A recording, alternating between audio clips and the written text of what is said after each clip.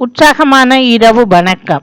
Sunrise செய்திக்காக இணையவள செய்தி தொகுப்புடன் நெதர்லாந்தில் இருந்து செல்வி நித்யானந்தன்.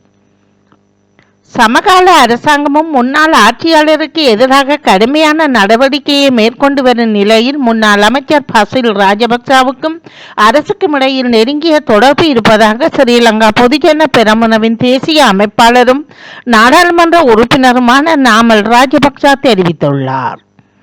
ஊடகங்களுக்கு தெரிவிக்கும் போதே இதனை குறிப்பிட்டிருப்பதாக தெரிய வந்துள்ளது. ராஜபக்சவுடன் முரண்பாடு இருப்பதாகவும் அவர் தெரிவித்துள்ளார்.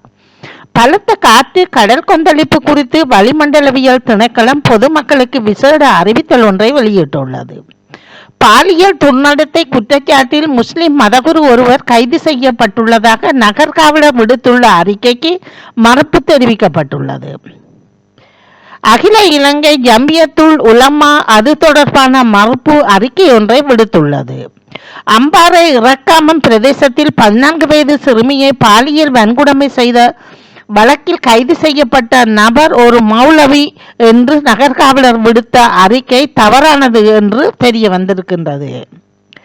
இலங்கையர்களை வெளிநாடுகளுக்கு அனுப்புவதாக கூறி எத்தியோப்பியாவுக்கு அனுப்பி அங்கு செயற்படும் ஒழுங்கமைக்கப்பட்ட குற்ற கும்பல்கள் மூலம் பல்வேறு சித்திரவதைகளுக்கு உள்ளாக்கும் நடவடிக்கை குறித்து தகவல் வெளியாகியுள்ளது. மட்டக்களப்பு மாவட்டத்தில் 24 வயது மகளிடம் ஆபாச வார்த்தைகளை பேசி வந்த 60 வயதுடைய தந்தையை பாலியல் கொடுமை சட்டத்தின் கீழ் சந்தேகத்தின் கீழ் கைது செய்துள்ளதாக நகர்காவலர் தெரிவித்துள்ளனர்.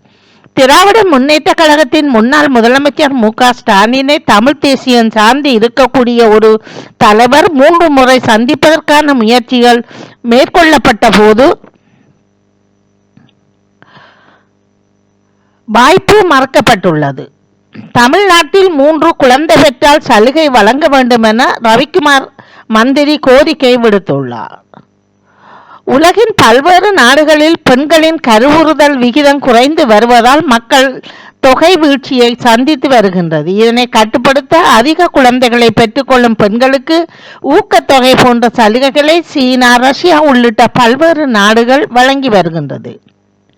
பிரான்சில் இலங்கையைச் சேர்ந்த தமிழர் ஒருவர் அந்நாட்டு நகர்காவலினால் சுட்டுக் கொல்லப்பட்ட சம்பவம் பெரும் அதிர்ச்சியை ஏற்படுத்தி இருக்கின்றது.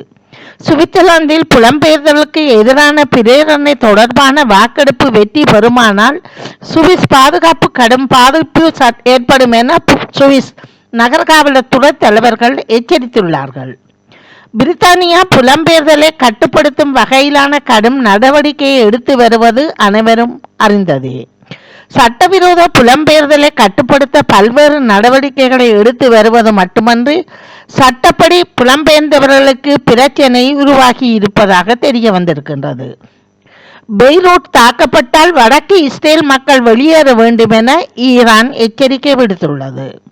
பெய்ரூட் மற்றும் லெபனான் தலைநகரங்களில் உள்ள தாகிய மாவட்டத்தின் மீது குண்டு வீசுவதாக இஸ்ரேலிய பிரதமர் பெஞ்சமின் நெதன்யாகு அச்சுறுத்தியுள்ளதாக ஈரானின் கதம் அல் அன்பினியா மத்திய தலைமையகம் தெரிவித்துள்ளது.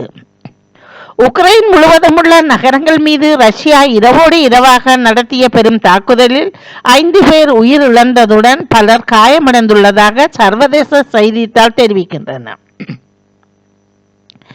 துப்பாக்கிச்சூடு நடத்தியதாக சந்தேகிக்கப்படும் நபரும் தன்னைத்தானே சுட்டுக்கொண்ட காயத்துடன் இறந்து கிடந்தார் என்று அமெரிக்க நகர்காவலர் தெரிவித்துள்ளனர்.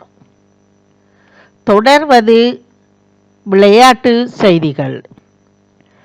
தமிழர் வம்சாவளியைச் சேர்ந்த மெல்போர்ன் விக்டரி அணியின் லிங்கர் நிஷான் வேலுப்பிள்ளை அவர்கள் 2026 ஆண்டுக்கான ஃபீபா உலகக்கோப்பைக்கான ஆஸ்திரேலியாவின் 26 பேர் கொண்ட இறுதி அணியில் இடம் பிடித்துள்ளார்.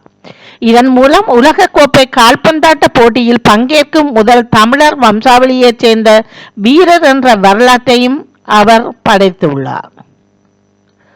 இத்துடன் செய்திகள் நிறைவடைகின்றன. நன்றி, வணக்கம்.